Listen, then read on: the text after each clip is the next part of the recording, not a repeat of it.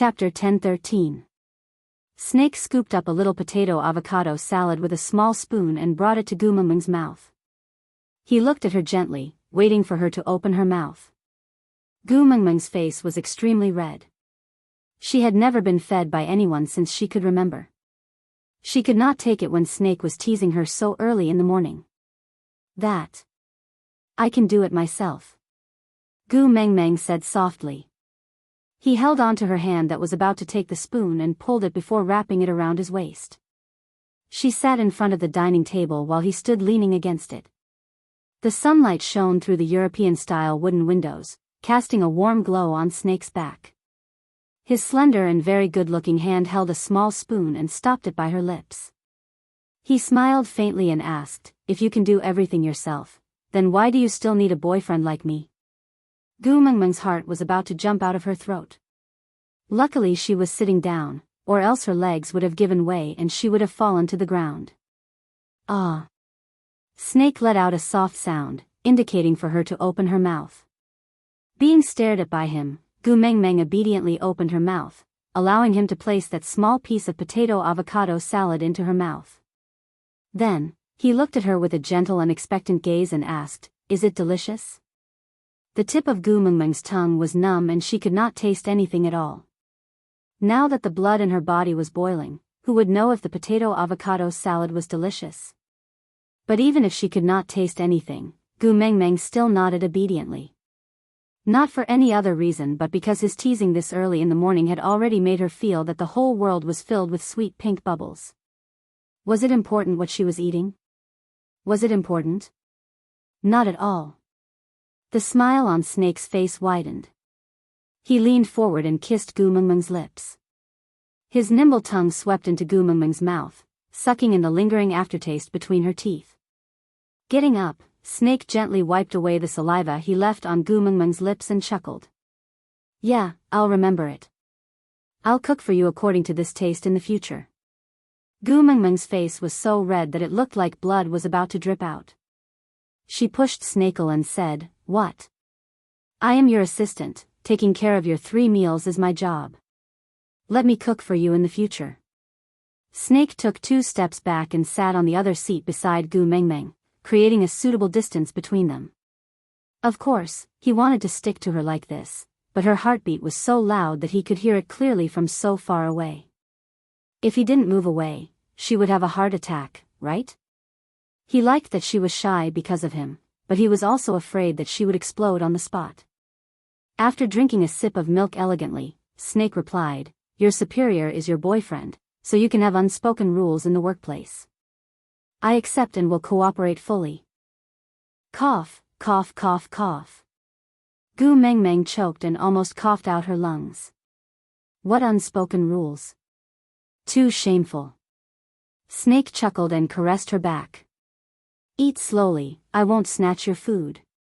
Gu Mengmeng waved her hands and shook her head. It's better to keep a clear line between public and private affairs. Dating Snake was already stressful enough. If she did not even work, she would really feel that she was being kept by someone. Chapter 10:14. Pfft. Gu Mengmeng laughed softly. Using such a domineering tone of a CEO to say such willful words, coupled with that devilish face, it was an inexplicable harmony. Seeing her laugh, Snake's mood became even better. This was the happiest morning he had in 19 years. He could say good morning to her, then accompany her for breakfast. Gu Mengmeng felt a little uncomfortable under Snake's stare, so she changed the topic. "Senior, you're really good at cooking." Snake chuckled softly, then looked at Gu Mengmeng with one hand supporting his cheek. "I can do other things even better, do you want to try?" Damn it. Gu Mengmeng had never been in a relationship before, but she felt that she understood it instantly. Gu Mengmeng's face, which had finally calmed down, instantly turned red again. She immediately lowered her head and stared at the salad on her plate, not daring to look at Snake. Snake knew that she had misunderstood, but refused to admit that he had purposely said those ambiguous words to lead her. He just said in a very normal tone, "If I were to list out the things I know, it would probably be as thick as a Xinhua dictionary." Cooking is just one of the simplest. As thick as a Xinhua dictionary, Gu Mengmeng really wanted to say that Snake was bragging, but when she looked up at him, she strangely felt that he was speaking the truth. God was indeed biased. He seemed to be so good to Snake that it was infuriating. Then is there nothing you don't know? Gu Mengmeng sighed sorrowfully. Snake thought for a moment, then nodded. Yes, there is one thing I don't know. What is it? Gu Mengmeng's eyes lit up. She wanted to learn this thing that Snake didn't know, so that at least she could win against him. Snake chuckled and pinched Gu Mengmeng's face. I won't leave you. Thump, thump, Gu Mengmeng's heart beat violently twice, then stopped for 3 beats. Lowering her head, she forcefully stuffed a mouthful of salad into her mouth. Don't talk when eating, don't talk when sleeping. Snake chuckled. He took in every interesting reaction on her face. Yes, these were the treasures that he had waited for her for 19 years. He couldn't waste even a single frame. Moreover, he decided not to tell her that the reason why he had learned so many things was so that he could do anything for her when she needed it. No matter how much he hated fire, he still insisted on standing next to the stove and learned all kinds of exquisite cooking methods from all over the world, just so that he could no longer take out roasted meat that was roasted black like charcoal and still had traces of blood on the inside for her to eat. He didn't want to see her get poisoned again after eating the food he gave her. He planned to pay for that mistake with every meal of his life. Tu Meng. Snake held Gu Mengmeng's hand and looked into her eyes. I will only borrow you once in this lifetime. This journey will be the rest of my life. I'm dating you with this belief. So, Tu Meng, answer me. You won't leave me, right? Gu Mengmeng hesitated for a moment, but still smiled and nodded her head. Never to leave? Gu Mengmeng was actually not confident. But God pretends not to hear the sweet words of lovers blown by the wind. Chapter 10-15. Snake had to accompany Gu Mengmeng in school from Monday to Friday, so he had to go to Monster Company to work on Saturday and Sunday. After all, there were many documents that required his signature before they could be stored in the warehouse, and many decisions had to be approved by him before they could be implemented. So after breakfast, Snake brought Gu Mengmeng into the changing room and asked her to pick a set of clothes for him to wear today. Suit after suit were neatly lined up on the clothes rack, from black to lighter colors, with the lightest being light gray. Yeah, there were white suits in the past, but ever since Gu Mengmeng teased him that he was the most handsome KFC in a white suit, Snake had thrown away all the white suits. To be honest, Gu Mengmeng only had one word for suits, and that was handsome. She would watch the red carpet of the various award ceremonies every year, but she could not tell the difference between the suits worn by the male celebrities other than the color of the suits. So Gu Mengmeng was actually a little flustered when Snake asked her to pick a suit. After all, they had spent too little time together, and she really did not understand Snake's preferences.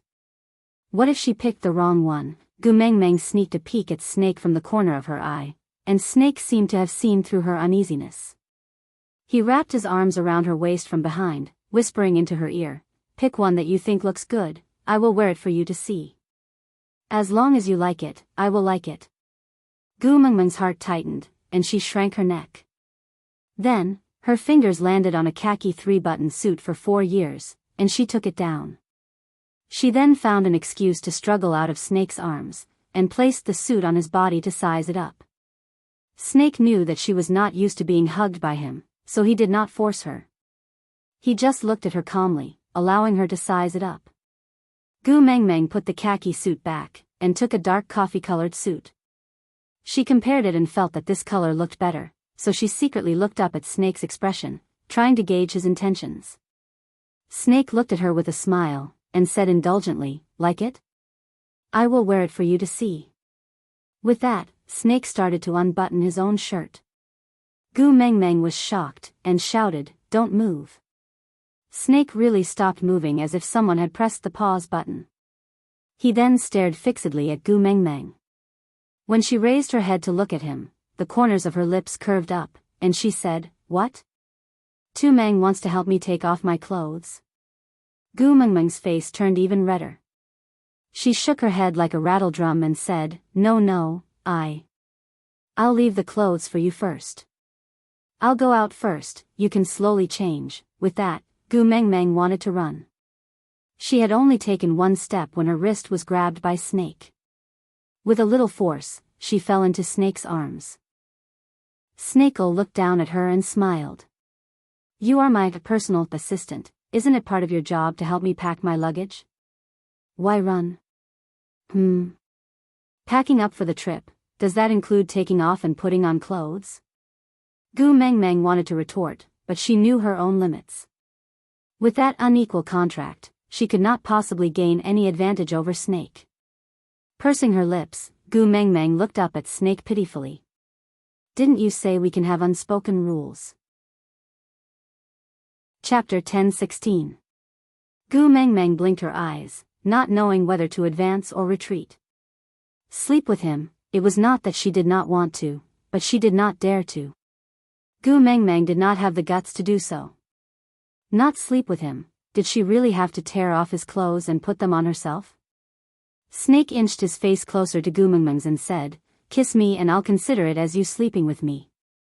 If it was just a kiss, it was acceptable. After all, their first kiss could be done in public. So a kiss on the cheek when no one was around was acceptable to Gu Mengmeng. So she leaned forward and prepared to give Snake a peck on the cheek. But before he could touch her, Snake turned his head and their lips touched each other without any mistake. Snake's green eyes were full of smiles, with gentleness and a hint of craftiness after getting his way. Gu Mengmeng blushed and retracted her mouth as if she was electrocuted. She wanted to run but Snake did not let her. He hugged her waist tightly and said, This is the first time you took the initiative to kiss me. I enjoyed it very much. With that, he kissed Gu Mengmeng's cheek again and said, Wait for me at the door. Don't go too far. Gu Mengmeng nodded. Only then did Snake let go of her and let her run out like the wind. Snake changed into the dark coffee-colored three-button suit that Gu Mengmeng had chosen for him and matched it with a pair of exquisite handmade leather shoes. He took out a striped tie of the same color from the necktie box and was about to tie it when he stopped. Tu Meng, come in. Gu Mengmeng cupped her face with both her hands and separated her fingers slightly. A pair of big eyes peeked out from between her fingers and she heaved a sigh of relief when she saw that Snake was already dressed. She then walked in. Snake handed the tie to Gu Mengmeng and said, Help me tie it. Gu Mengmeng smiled awkwardly and said, But I don't know how to tie a tie. Do whatever you want, it's fine even if it's a dead knot. Huh? Gu Mengmeng was a little confused. Although she was not knowledgeable, she could tell that the tie was not cheap. Moreover, Snake was going to work today. A dignified CEO wearing expensive clothes but a dead knot on his tie. This is not good. I just want you to tie me up, however you want to tie me up. Pfft. Gu Mengmeng burst out laughing. He was not a dog, what did he have to say about being tied up? However, Gu Mengmeng really did not know how to tie a tie, but she did not tie a knot for Snake. Instead, she tied the tie like how a red scarf was tied. Snake himself was very satisfied, but Gu Mengmeng was so embarrassed that she wanted to chop off her own claws. Snake drove Gu Mengmeng to Monsieur Company himself. Gu Mengmeng did not know if it was a psychological trick, but her gaze was fixated on Snake's necktie. The more she looked, the more guilty she felt, and the more inappropriate she felt. Why don't you untie it and redo it yourself? Gu Mengmeng could not help but ask. But Snake smiled and said, No need, this is good, very good. This knot was tied by Tu Meng, and because of this knot, Tu Meng's gaze was always on him. Untie. Heh, whoever dared to dispel it, he would risk his life to fight them. The car drove all the way to the underground car park of Monsieur Company. There was a special parking space for Snake there. After parking the car, they directly entered the elevator that was reserved for the CEO. Out of habit, she wanted to press the top floor, but her fingers suddenly hesitated. Chapter 10:17. Aren't we going to the office? Gu Mengmeng asked in confusion. Snake hugged Gu Mengmeng in his arms and kissed her forehead. I'll bring you around the lobby first. Let the people in the company get to know the future lady boss. Gu Mengmeng blushed. The blush on her face did not fade for the entire day. Ding dong, the elevator doors opened. The receptionist opposite the elevator was clearly stunned. Firstly, she had never seen the CEO walk out of the elevator on the first floor. Secondly, the CEO had always been a loner and never allowed anyone to get close to him. But today, he was hugging a woman. Hello, CEO. The receptionist was quick to react and immediately stood up to greet Snake. Snake did not say a word. He just hugged Gu Mengmeng and walked around the lobby. Then, he returned to the elevator doors and pressed all the buttons on the first floor. Then, he retreated before the doors closed. When the elevator went up, he then pressed the up button from outside. His right hand was still wrapped around Gu Mengmeng's shoulder the entire time, not letting go for even a second. Gu Mengmeng felt extremely uncomfortable being stared at like X-rays. She asked softly, "What are you doing?" Snake smiled faintly. Waiting for the elevator. Gu Mengmeng, an empty elevator exclusive to the CEO, stopped at every floor for a while before opening. Everyone in the company was shocked. After standing up to greet him, they realized that the elevator was empty. The CEO was not inside at all. Hence, they looked at each other, not knowing what was going on. When the elevator finally returned to the first floor, Snake brought Gu Mengmeng in. Then, he pressed the button for the highest floor and went to the office. Gu Mengmeng's face was red and awkward the entire time. She wanted to find a hole to hide in. Along the way, everyone with eyes kept staring at her, as if she was naked.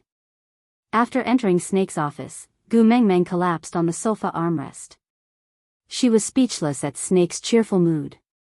Was it because rich people's brain circuits were different from normal people's? Didn't novels always say that CEOs would be secretive when dating poor girls for fear of being discovered? Why was he so ostentatious? Wasn't he afraid that his mother would throw a check in her face and force her to leave him? Sensing Gu Mengmeng's gaze, Snake, who had just sat on the office chair and approved a document, looked up at her and said, "You are looking at me like this. Are you hinting to me that you want something to happen here?" Damn it, another instant understanding. Gu Mengmeng deeply felt that she was not pure. Turning his head away, he said, "Why did you play with the elevator like that?" Snake looked at Gu Mengmeng in surprise. "I'm flaunting my love.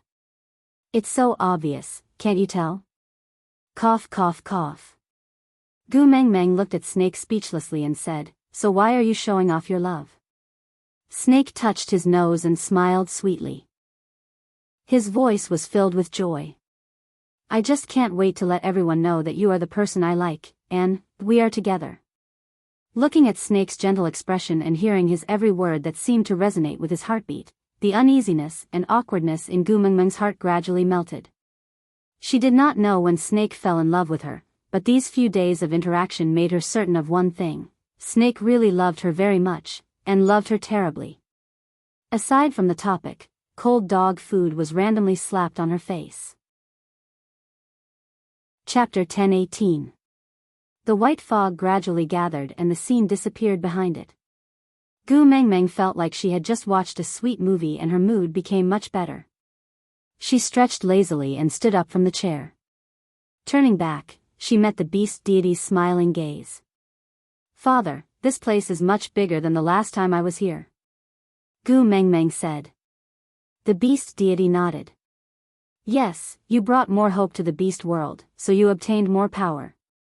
But she did not do anything. Gu Mengmeng looked at the beast deity in confusion.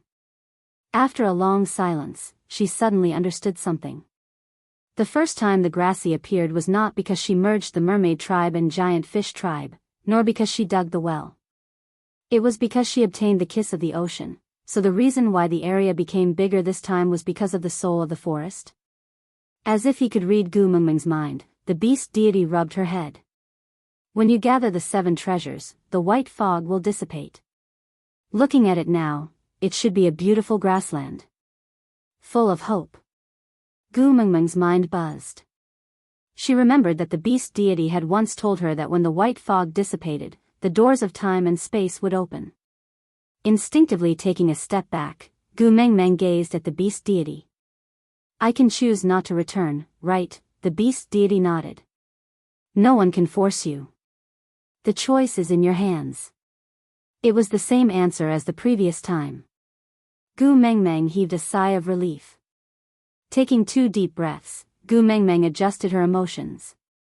I came here this time because I have a few questions, ask away. The beast deity looked like a good father who would tell her everything. Gu Mengmeng said, do you know a female called Melinda whom I saved when I was retrieving the kiss of the ocean? The beast deity chuckled. I watched True Records of Love in the Battlefield. Gu Mengmeng chuckled. True Records of Love in the Battlefield was a joke she had made when she helped Melinda and Carter clear the stray beasts on the way back. But since the beast deity already knew, Gu Mengmeng did not say anything else. So she asked directly, there is just something I don't understand. Why did Dora want Melinda dead? She likes Fei Rui, but Fei Rui and Melinda are siblings. The beast deity rubbed Gu Mengmeng's head. Because of jealousy. Jealous? Gu Mengmeng could not understand. The beast god nodded and continued, Fei Rui and Dora grew up together. Dora has always liked Fei Rui, but ever since Melinda was born, Fei Rui's attention has been completely focused on his precious sister. He has become colder and colder towards Dora. Dora kept trying to get on Fei Rui's good side. She used all kinds of methods to get Fei Rui's attention, but she could not get Fei Rui's attention back from Melinda. Hence, she decided to kill Fei Rui. She thinks that as long as Melinda dies, Fei Rui's attention will return to her. Gu Mengmeng held her forehead. She was really on the verge of breaking down. She thought that in modern times, the kind of mother-in-law and daughter-in-law fight 70 times was already the peak of ethical dramas. She didn't expect that this, kill your sister because I love you, would reach the peak. Shaking her head, Gu Mengmeng only wanted to clarify the situation, but she did not have the strength to judge who was right or wrong. Love was something that could not be explained clearly. Chapter 10:19. The beast deity held onto Gu Mengmeng's stray hair and looked at her neck. He chuckled. Yeah, it has changed. Gu Mengmeng was taken aback. She frowned. But Snake looked fine just now, the beast deity nodded. The guardian mark is different from the mating mark. The guardian mark will change according to the power you have inherited. Gu Mengmeng stared blankly at the beast deity. Forgive her for not understanding what he was saying. The beast deity thought for a moment. Do you still remember the poisonous fog you sucked in with the kiss of the ocean? Gu Mengmeng nodded. The beast deity chuckled. That was the venom of a snake. Without waiting for Gu Mengmeng to ask, he continued. Do you still remember the blood you sucked into your palm to retrieve the soul of the forest? Gu Mengmeng nodded again. The beast deity continued. That was the blood of a snake. Gu Mengmeng frowned. She did not understand. The beast deity continued. Then do you know who that snake is? Gu Mengmeng shook her head. The beast deity said, whales. The beast deity only said one name, but it made Gu Mengmeng shudder. Whales? Snake's biological father. The one whose heart was dug out by Wang Xiaoxin? The beast deity nodded. He agreed with Gu Mengmeng's guess. Then he continued, what snake left you is his personal protection mark, and also a key. You absorbed whale's blood and venom. That is equivalent to activating this key and opening the door to the guardian mark. You should have realized it yourself. You are much stronger than before. In the past, the snake species submitted to you because they feared your beast king powers. Or they wanted to use your identity as the messenger of the beast deity to gain protection. Or they were like Wabi, who saw you in a different light because of Snake. But now... The beast deity paused for a moment before continuing. Now, your protection mark has changed from Snake's personal mark to the Snake clan's protection mark. In other words, no snake species can go against your orders. You are the absolute ruler and cannot be disobeyed.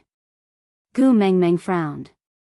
She recalled Wabiai's strange behavior the day they returned with the soul of the forest. That day, she clearly didn't release her aura. All she said was, "Stop," and Wabiai collapsed to the ground like boiled noodles, unable to get up. Cole also said that if she did not let him up, he would definitely not be able to get up. So, it wasn't because of the Beast King's strength, but because of the change in the Guardian Mark? Do you still remember Ellie's death? The beast deity continued. Back then, she had forcefully disobeyed Snake's orders. That was why her scales fell off piece by piece and her skin was peeled off while she was still alive. It was obvious how furious Snake was then. And now you have the same ability. Gu Mengmeng frowned, feeling a little uncomfortable. She clearly remembered the beast deity saying that after Wales died, Wang Xiaoxin realized that she had fallen in love with him, so she gave up the chance to return to the modern world and wanted to stay in the beast world. But, then why did Whale's blood and venom appear in the deep sea and Zacharias? The beast deity kissed Gu Mengmeng's forehead. Alright, you will understand some things in the future. Hurry back, or else Elvis and Leah will be very worried about you. Chapter 1020. The beast deity smiled without saying a word. Gu Mengmeng then understood that the answer was still, "I can't say." The answer was the same every time. Gu Mengmeng could not even feel the slightest sense of disappointment. Before she left, she hugged the beast deity and said, "Only when you raise a child will you realize the kindness of your parents. When I was being willful, I must have caused you a lot of trouble." The beast deity stroked Gu Mengmeng's back lovingly and kindly. "No, you make me feel very proud most of the time. Moreover, you even watch television with me." Gu Mengmeng chuckled. "You are probably the most indecent deity I have ever seen or heard of." The beast deity did not comment and just watched as Gu Mengmeng fell. When Gu Mengmeng woke up from her weightless state, she opened her eyes and saw a pair of blue eyes. It was as if every time Gu Mengmeng went to see the beast deity, Elvis would stare at her without rest. Because every time she opened her eyes, she would meet his gentle and concerned gaze. Gu Mengmeng was not in a hurry to get up. Instead, she flipped over and hugged Elvis's waist. Her tiny body burrowed into Elvis's arms. She called out hoarsely, "Hubby. I am here." Elvis stroked Gu Mengmeng's hair gently and kissed her brow. Gu Mengmeng asked, "When I went to find the beast deity, did you not sleep at all?" Elvis smiled and replied, Why didn't you sleep?" "I was afraid." Elvis took a deep breath. His deep and husky voice was filled with a tinge of exhaustion and a lot of affection. "I was afraid that the beast deity would suddenly take you away, just like how he brought you here without any warning."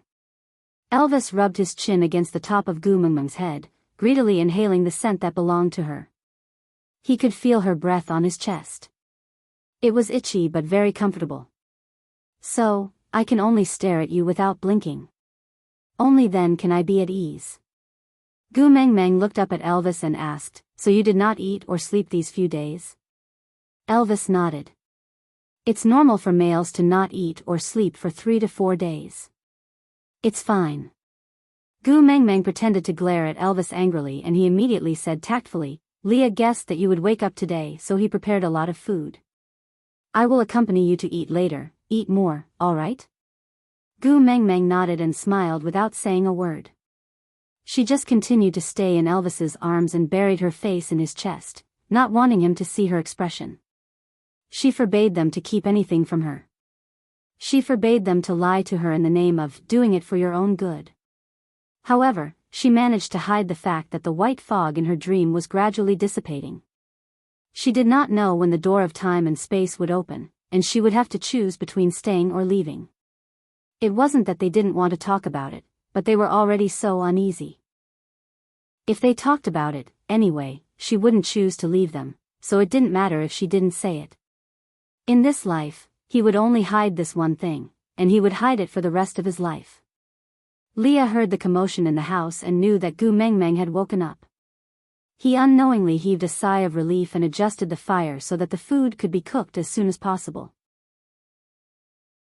Chapter 1021.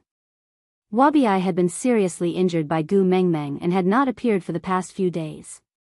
Qi Xian was still the same, sitting quietly by the door every day. In the few days that Gu Mengmeng was unconscious, he would purposely walk over to her bedside to look at her every time he woke up or went to sleep.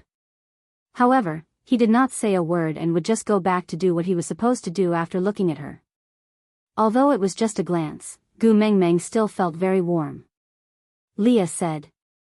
Qi Xian still didn't like to talk to people, but Kanwa's chatterbox lingered around Qi Xian every day without getting tired of it. Although Qi Xian looked expressionless, he would still reply once in a while.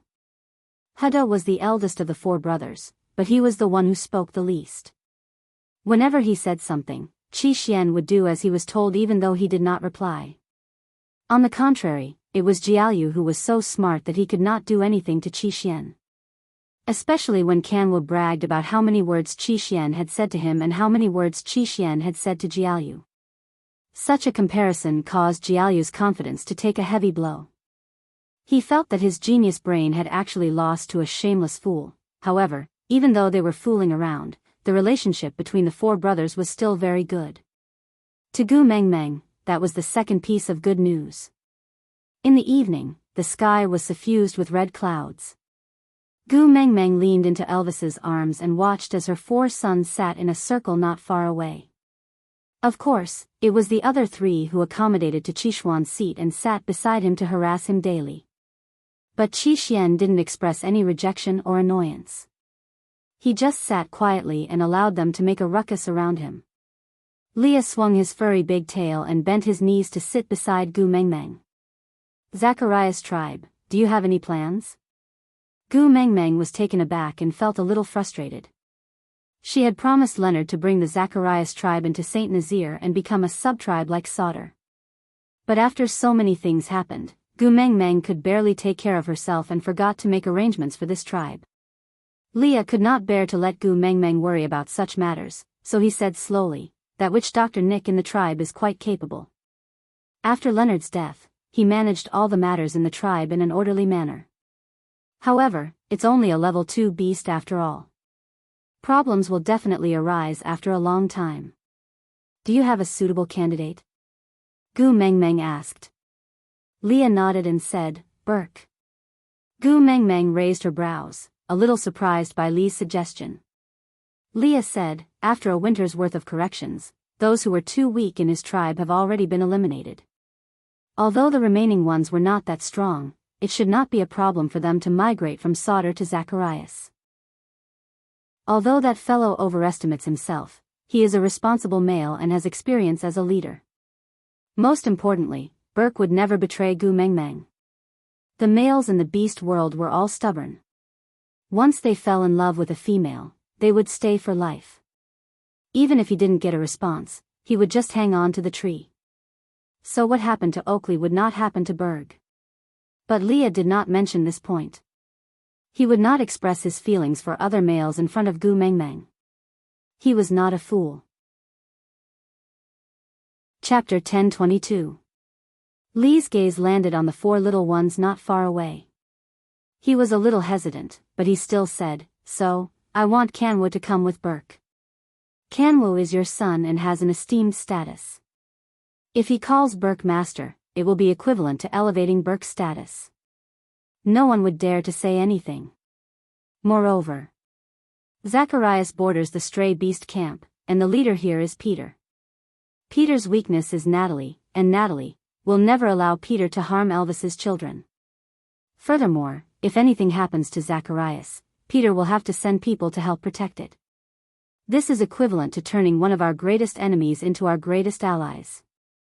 Gu Mengmeng knew that her sons were all adults and would eventually have to go out and establish their own families. But she never expected this day to come so quickly. Her sons were not even 2 years old yet. She had just snatched back Qi Xian, and now she had to send away Kanwu. If you can't bear to, we can think of other ways. Leah had already given her the most comprehensive plan, but he couldn't bear to let Gu Mengmeng feel heartache. Just as Elvis had said, as long as Gu Mengmeng was happy, raising a litter of useless wolf cubs was nothing. Gu Mengmeng shook her head and said, Kanwu has already grown up. He knows what he is doing. You can discuss this matter with him. As long as he is willing, I have no objections. Although I am his mother, I can't tie him to my belt forever. Gu Mengmeng said it casually, but she was actually feeling terrible inside. It was an indescribable contradiction. On one hand, she was glad that her sons had grown up, but on the other hand, she couldn't bear to let her sons leave her. Leah gently hugged Gu Mengmeng and said, "Don't worry too much. This place is not too far from Saint Nazaire. We can visit him often in the future, or wait for Burke to establish himself here and then let Kanwa come back." Gu Mengmeng nodded and didn't say a word. When Gu Mengmeng told Kanwa about this, he agreed without a second thought. He had the willful and flamboyant air of a young man, as if he could finally fulfill his ambitions. Gu Mengmeng chuckled and shook her head in exasperation. This was truly a case of a mother worrying when her son travels 1,000 miles, but a mother worrying when her son travels 1,000 miles. This little heartless fellow did not seem to miss Gu Mengmeng at all. Gu Mengmeng could not bear to reprimand him, so she just smiled and watched as Kanwa eagerly planned out a future full of loopholes. She did not know whether to laugh or cry. Qi Xian, who had been silent all along, suddenly stood up and walked to Gu Mengmeng's side. "Mum, can I stay behind with Wu?" "You?" Gu Mengmeng was surprised. Qi Xian nodded and turned back to look at Kanwa with a slight frown. Then, he turned back to look at Gu Mengmeng. "I'm afraid he will be at a disadvantage." Gu Mengmeng, Leah, Elvis and even Jiaoyu understood that Qi Xian was saying Kanwa was too stupid. Only Kanwa did not seem to notice and even hooked his arm around Qi Xuan's neck. He was extremely excited and said affectionately, "Second brother treats me the best. With a second-level beast like you by my side, I feel more at ease. Even if you want to beat a tiger, you need your own brothers, right?" Qi Xian sighed and looked at Gu Mengmeng without saying a word.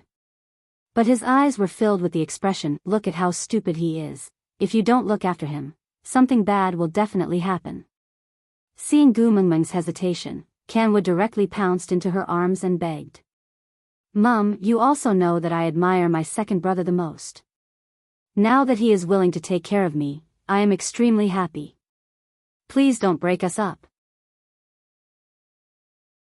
Chapter 10:23. The next day, Kanwu and Qi Xian set off for Zacharias. Leah personally sent them over. Gu Mengmeng suddenly felt a little empty without the two sons that she worried about the most. Sitting at the spot where Qi Xian was daydreaming every day, Gu Mengmeng stared at the scenery.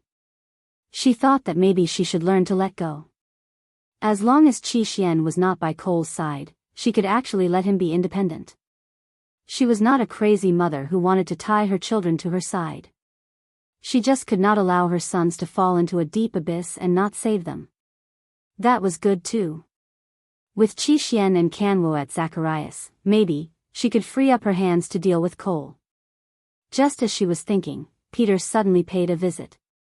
Gu Mengmeng was surprised because Peter's attitude towards Natalie's litter was extremely good. Compared to Elvis's litter, it was like the difference between clouds and mud. Ever since Natalie gave birth, he could not bear to leave Natalie's side. If not for the fact that he could not reject Natalie's request to retrieve the soul of the forest, he would not have accompanied her at all. Today, he left Natalie behind to come see her. Gu Mengmeng stood up. He was Elvis's father after all. Gu Mengmeng still subconsciously treated him as an elder. Peter's expression did not look right. It was rather solemn. It was clearly a sunny day, but his features were hidden in the shadows. Elvis instinctively shielded Gu Mengmeng behind him. He looked at Peter with a guarded gaze. Peter did not continue approaching. He just stood a meter away. His fists were tightly clenched. Blood dripped from his palms, but he did not seem to notice. The atmosphere became rather stifling. Gu Mengmeng did not know what to say. She could only look at Peter quietly and wait for him to speak.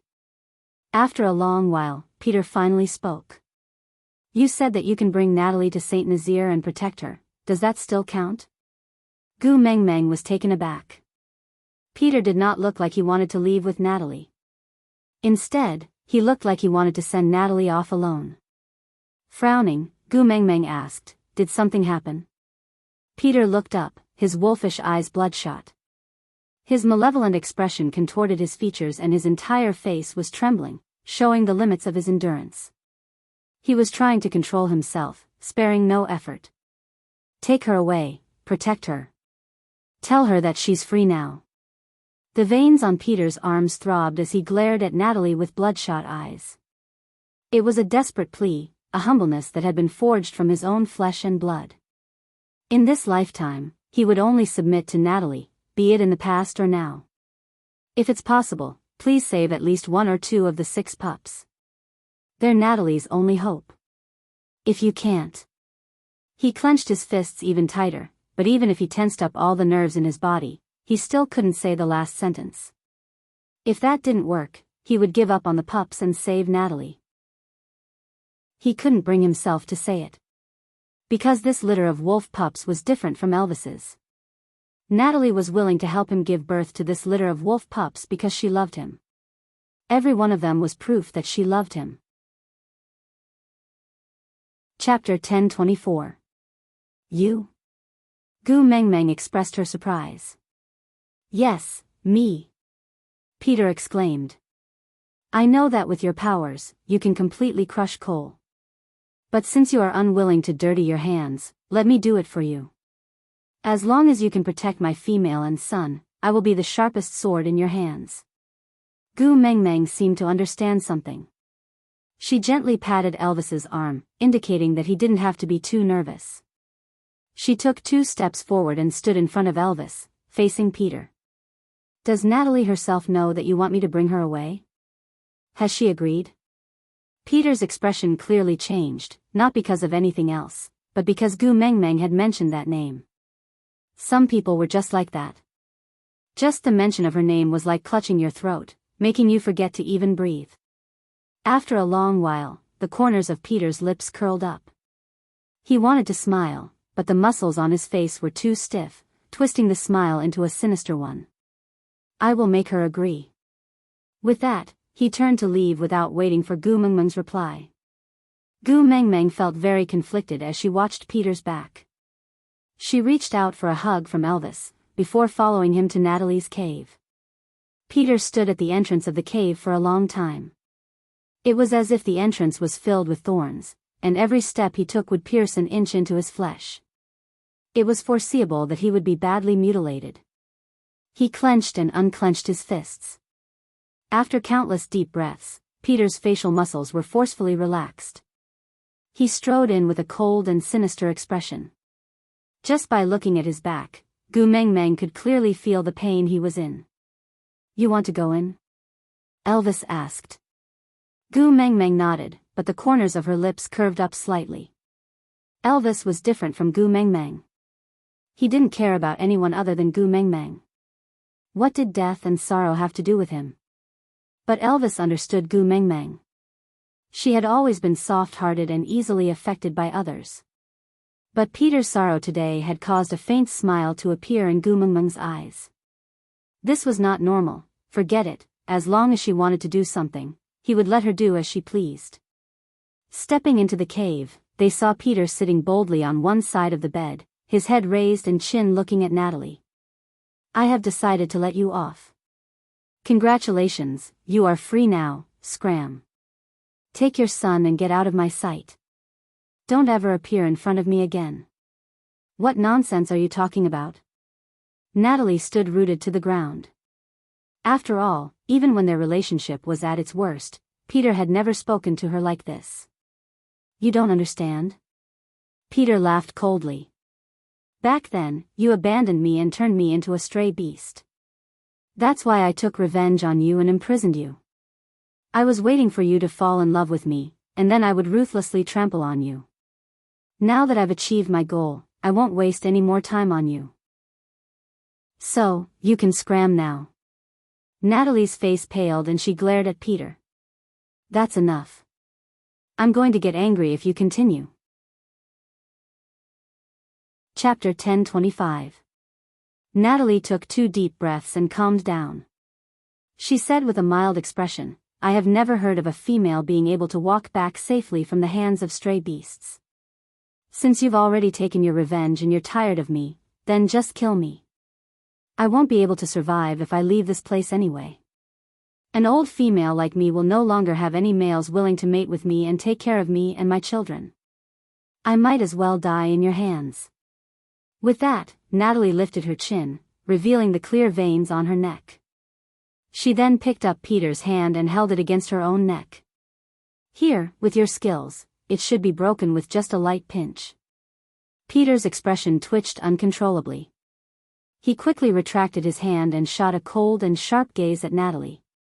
It was like a wolf eyeing its prey in the night, full of danger. You are not worthy of dirtying my hands. Moreover, I want to watch you slowly being tortured to death. Breaking your neck? If I let you die too quickly, I will not be happy. Natalie patted the dirt off her body and stood up from the bed. Then, she sent the 6 little ones into Gu Mengmeng's arms and said with a smile, "Daughter-in-law, help me take care of Elvis's brothers. I have to teach his father a lesson first. Perhaps he has forgotten who is the head of the family after being so friendly for so long." Gu Mengmeng nodded and shot Elvis a look. Then, the 2 of them left the cave and sat at the entrance to eavesdrop.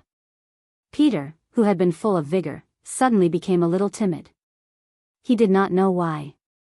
He had been so confident when Gu Mengmeng and Elvis were around.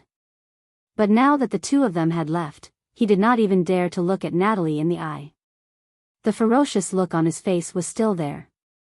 He tried his best to play the role of a cold person. But the beads of sweat on his forehead and his throbbing temples betrayed his unease. Natalie stood in front of Peter. As he was sitting, she could barely look at him at eye level. She said, "Because you don't have the mating mark, so you don't have to worry about being abandoned, so you can do whatever you want, right?"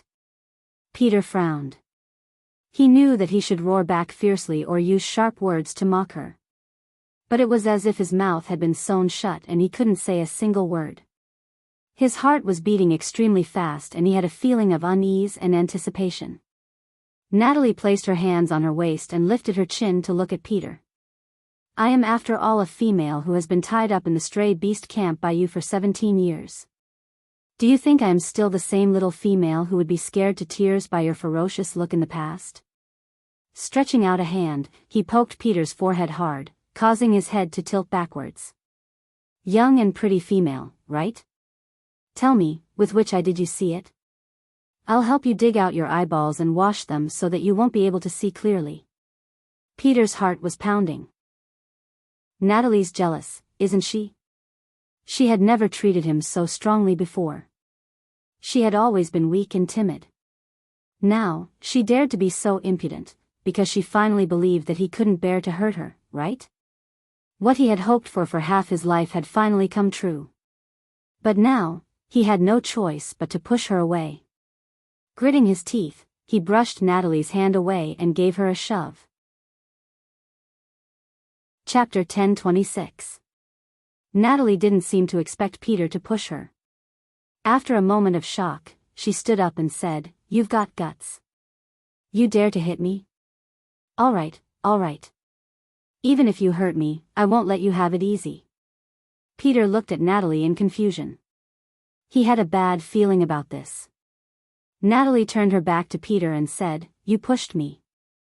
I will kill your beloved female."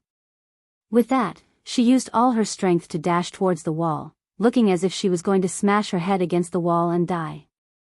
Peter broke out in cold sweat. He didn't even know that he could move so fast. He was already in front of Natalie when she had just taken her first step. "Ugh," he groaned as he felt an intense pain in his chest. It wasn't that Natalie's collision was painful, but he knew that Natalie didn't hold back at all. She was really determined to smash herself to death. If he hadn't stopped her in time, Natalie wouldn't have survived the collision. "Are you crazy?" Peter roared as he held on to Natalie's shoulder. Natalie looked up. There was a red mark on her forehead. She looked at Peter with tears in her eyes and said, "Didn't you not want me anymore? Didn't you get sick of me and feel disgusted at the sight of me? Go and find your young and beautiful female. Why do you still care about me?" Sob, sob, sob. He wanted to shake Natalie off and say, if you want to die, stay away from me. Don't dirty my place. But looking at her sobbing face, his chest felt like it was being torn apart. He couldn't say the harsh words that he could have said in the past. Humans are fearless when they have nothing. She said that because he didn't have a mating mark, he wasn't afraid of being abandoned. But that wasn't the case. He was even more afraid of being abandoned by her now than when he had the mark on her body. Compared to her love, the mating mark was not even worth mentioning. Peter's pretense crumbled in the face of Natalie's tears. His large hand caressed her back. He sighed and said, I have really spoiled you. You even dare to hurt my beloved female. You know that I can't do anything to you, right? Natalie looked like she was going to cry herself to death in Peter's arms. She sobbed and asked, are you still going to abandon me? Are you still sick of me? You even hurt yourself. Isn't it because you know that I can't let you go? You still ask such a question? Peter frowned helplessly, but his tone was extremely gentle. But Natalie didn't buy his gentleness. She continued to cry and asked, you never liked me, right? From the start, you treated me this because I rejected you and hurt your pride, right? Sob, sob, you really don't like me. Peter had no choice but to hold the back of her head and said seriously, I like you and care about you. You are the only person in the world that I can't live without. You clearly know, and you clearly believe, yet you still say such twisted words to poke at my heart? Natalie's eyes were filled with tears as she asked timidly, but you said you were going to abandon me. Peter's heart ached along with Natalie's sobs. The ferocious look on his face had long disappeared. Facing Natalie, he had no other choice but to pamper her. So he surrendered. I will never abandon you, never. Natalie nodded, and then raised her hand to wipe away her tears. She revealed a sly smile and said, you're not going to abandon me? Then let's talk. Out of topic, all females in the world are drama queens. Appraisal complete report on our results last month. The final ranking of Wolf Man in March was 80th. In the 2 months since it was released, we both entered the top 100. This made Susu feel very proud. Thank you, babies, for your support and love. April is Susu's birthday. I hope we can still make it into the top 100 this month. In addition, the explosive update time is set for the 23rd. At midnight, there will be a lot of updates in one go. My babies, please look forward to it. Chapter 10:27. Peter was stunned for a moment and could not react. Natalie's expression had changed too quickly. She was still so devastated just now, but now, Peter suddenly laughed and shook his head. He hugged Natalie even tighter and said, you, after spending so much time with the stray beasts, you have actually become so sly. But this is also good. Compared to you being really upset. I would rather you were just fooling me. Natalie pushed Peter away and sat back on the bed. You won't be able to get away with this level of sweet talk. Tell me, why did you suddenly ask me to leave? Peter walked up to Natalie and knelt on one knee. He placed one hand on Natalie's knee and the other around her waist. With a deep gaze, he said, recently, I've been losing control of myself more and more. Natalie was stunned for a moment. Are you referring to the time you woke up and ran out in the middle of the night? Peter's body stiffened. He thought she did not know. After hesitating for a moment, Peter still nodded and said, my body craves to kill. I cannot control it with my consciousness. At first, I was satisfied just by killing some wild beasts. But now, I have to torture and kill orcs to calm myself down. I do not even know what I am doing when I am in a state of madness. If this goes on, I am afraid that one day I will hurt you when I am unconscious. Natalie chuckled and nodded. So you intend to send me to Elvis's side and let the messenger of the beast deity protect me? Peter nodded his head in agreement. But Natalie smiled and continued to ask, then what if one day, you lose control and rush to Saint Nazir to hurt me?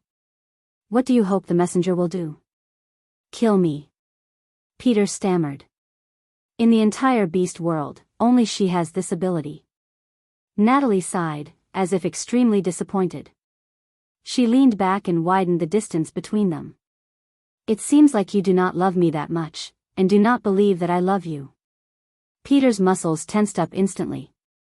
He tightened his grip on Natalie's waist and pressed his lips into a straight line. He did not say a word. Natalie said, "If you had not stopped me just now, I would have knocked myself to death. Do you know that?" Peter became even more uneasy upon hearing this. Natalie continued, "Don't you understand? The current me. I can't live without you." Peter's eyes widened at Natalie's words and he was completely stunned. Natalie leaned forward and cupped Peter's face in her hands. "We've been going around and torturing each other for 17 years. Can't we have a good life ahead of us? Peter, I could not live without you. So, for my sake, can you try resisting that bloodlust? You love me so much. Can't you do anything for me? I can't live without you, so I will definitely try to overcome it. But I can't risk you, so you can leave with Elvis and the rest first. I'll come and fetch you when I can control this desire, all right?" Natalie smiled and shook her head. "I'm your greatest courage, aren't I? If I leave, how will you have the strength to resist the desires other than longing?" Chapter 10:28. Peter chuckled and shook his head. "You have really been spoiled by me to the point of being out of control." Natalie wasn't angry. She just smiled. "Hand the children over to their elder brother and sister-in-law for a while. I will focus on accompanying you." Peter nodded and buried his face in Natalie's thigh. A warm feeling spread from the left side of his chest to the rest of his body. Looking back now, he finally understood that the coldness in the past was called loneliness. Although Elvis was unwilling, he couldn't resist Gu Mengmeng's pleading gaze and reluctantly brought the entire nest of cubs back. He gritted his teeth. Those 4 huge troublemakers had just reached adulthood. 2 of them had yet to be chased away, and now there were 6 more. Just the thought of it gave him a headache. Elvis decided that after Peter's matter was settled, he would definitely fling those 6 meat buns in his face and have a proper duel with him. But luckily, Gu Mengmeng didn't personally carry those 6 milk buns. Instead, she threw them to Huda and Jiaoyu. Huda had always been steady and had the experience of taking care of his 3 younger brothers. So it wasn't difficult for him to take care of the 6 little uncles. More importantly, they could communicate in beast language, which was even better than Gu Mengmeng's. The cave that the 4 brothers had snatched back was not far away. So even though Huda had taken the 6 little ones away, Elvis would definitely be able to rush over to help as long as Huda or Jiaoyu howled at the top of their lungs if there were any problems. This was an era where communication was based on howling and transportation was based on walking. Leah had yet to return from sending Qi Xian and Kanwu off, while Huda and Jiaoyu were in another cave with the 6 milk buns. Gu Mengmeng's side was rather peaceful. She was already used to sitting where Qi Xian had sat in a daze. Elvis had become her personal sofa, using his chest to accommodate her. If Wabi wasn't in the way, Elvis would feel even more perfect.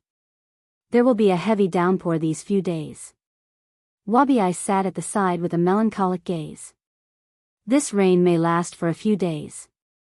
But after it stops, it will be the dry season. By then, I will have to return to the Snake King Valley. Gu Mengmeng knew that Wabi couldn't bear to part with her. Gu Mengmeng kicked Wabi. She didn't use much strength, only causing him to stagger but not fall. Wabi turned back to glare at Gu Mengmeng in displeasure, but she grinned widely. "What are you looking at? You couldn't beat me in the past, let alone now." Wabi rolled his eyes at Gu Mengmeng. "We came out for nothing during this rainy season. We didn't even get into a fight." Gu Mengmeng asked, "Do you have violent tendencies?" "Hey, I know a little psychology now. Do you want me to treat you?" Scram. Wabi growled rudely before looking askance at Gu Mengmeng. "Before the monsoon season ends, how about I help you get rid of that cripple?" "That cripple, Cole." Gu Mengmeng's lips curled upwards. "How should I deal with it?" Did you kill him? Should I keep them for the new year? Wabi-I asked instead of answering. Chapter 1029. For a moment, Wabi-I was even a little dazed. It was as if the petite figure in front of him had overlapped with someone he was once familiar with. That person clearly didn't say the same thing, but he seemed to see his shadow. The corners of Wabi-I's lips curled up and he suddenly laughed. In that case, I don't have to be a busybody. However, when I come to find you after the dry season, you must find something fun for me to do. Gu Mengmeng nodded in agreement. That night, as expected, it rained heavily. Leah returned drenched while Wabi-I left without saying goodbye. Quickly transform and get rid of the water on your body.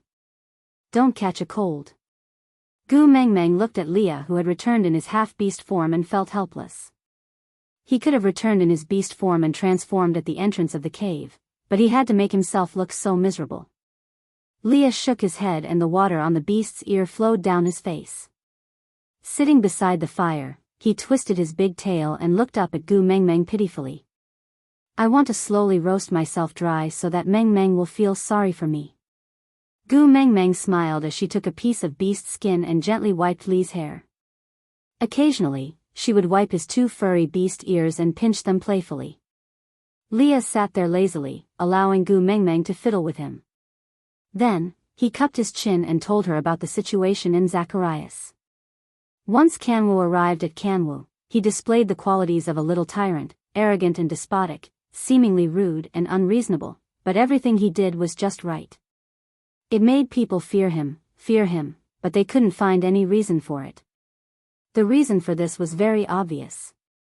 He was relying on the fact that he was the son of the messenger of the beast deity and no one dared to provoke him. He had to shoulder all the dissatisfaction the Zacharias people had towards the paratroopers. Then, when Borg came, he would restrain himself, and Borg would win the hearts of many people for nothing. Then, if someone came to pick a fight with him, Kanwu could use force to suppress them. Because he was like this from the beginning, people would not blame him.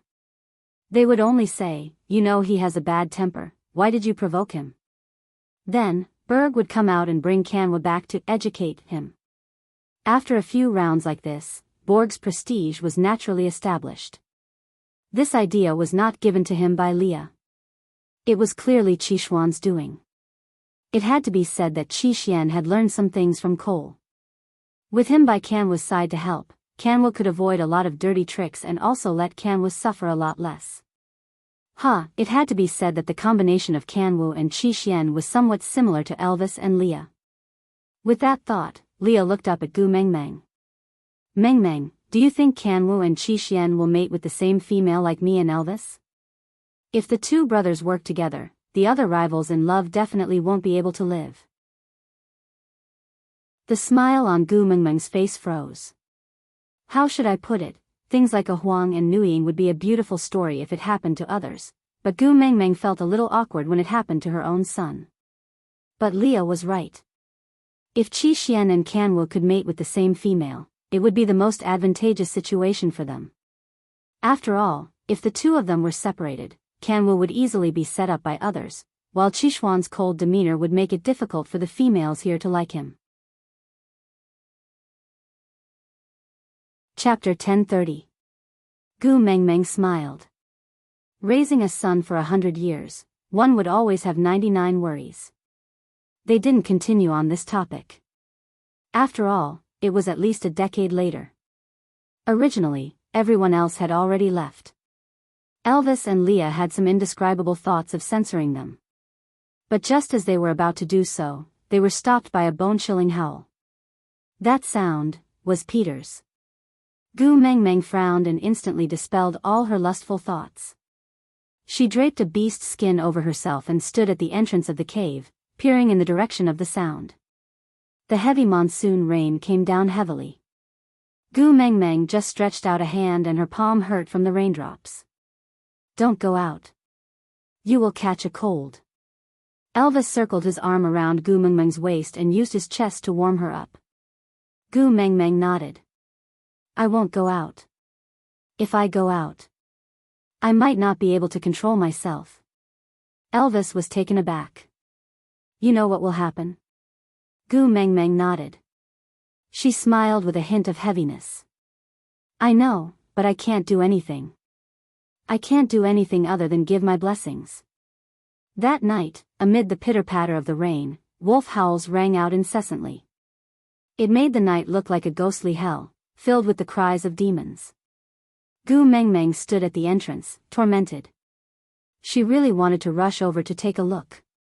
What if Peter lost control? If he really killed Natalie, would he still be alive when he woke up? No matter how much Elvis said he had no feelings for his parents, he would still be devastated if he lost them in one night. Should she be a little more selfish? Even if Peter's identity as a stray beast could not be erased, as long as they were alive? The next day, it was still raining. Large patches of dark clouds pressed down on the sky. It was clearly daytime, but it was even darker than nighttime. The howling of the wolves continued and Elvis's brows furrowed. Gu Meng Meng couldn't understand the contents of the howls, but she could tell that Peter was in agony and torment. If the backlash from the mating contract was equivalent to peeling off a layer of a male's skin, then what Peter was facing now was equivalent to grinding away every inch of his flesh and bones, then forging a new body. If he did not undergo nirvana, how could he be reborn?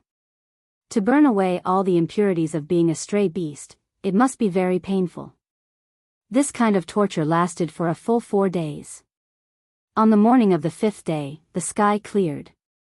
Gu Meng Meng walked out of the cave and did not say a word. She just looked into the distance quietly. After a long time, a small black dot slowly moved in their direction. It gradually became bigger, and its silhouette gradually became clearer. Peter, who was in a sorry state, walked over slowly with Natalie in his arms. Both of them had obvious injuries on their bodies. Peter was also at his limit. It was his belief that he could not let anything happen to Natalie that had supported him to walk over step by step. Gu Meng Meng left Elvis's arms and said, "Elvis, Leah." The two of them understood and stepped forward. Leah took Natalie from Peter's hands and Peter only said one sentence, "Save her." Before fainting. Elvis stood at the side and caught Peter steadily. He carried him over his shoulder and walked back into the cave with Leah. Chapter 1031. Gu Meng Meng sat beside Natalie. Although he was an elder, it was still inconvenient for Leah to take care of some matters. So even though Leah didn't want Gu Meng Meng to be tired, Gu Meng Meng still insisted on taking care of Natalie herself.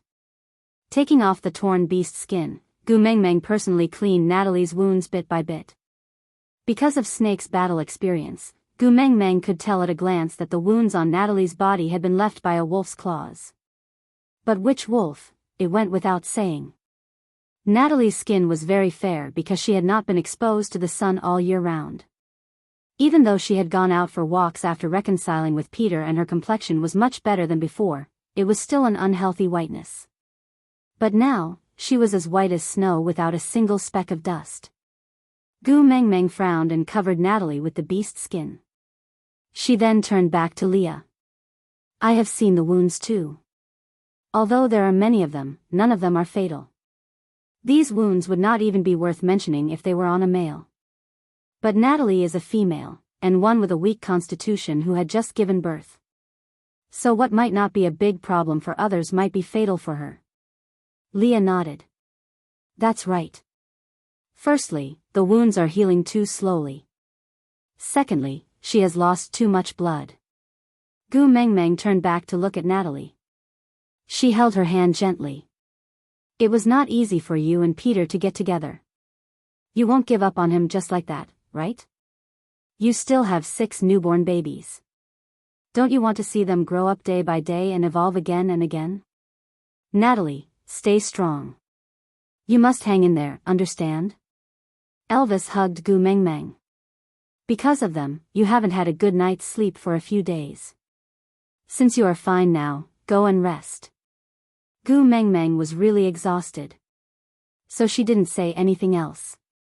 She obediently returned to the small bed prepared for Qi Xian and fell into a deep sleep. By the time she woke up, it was already night time with a bright moon and few stars. Peter had already woken up. Disregarding the injuries on his body, he stayed by Natalie's side in a daze. He held Natalie's hand tightly with both hands, as if afraid that Natalie would disappear the moment he let go. Gu Mengmeng walked to Natalie's side and used the back of her hand to touch Natalie's forehead.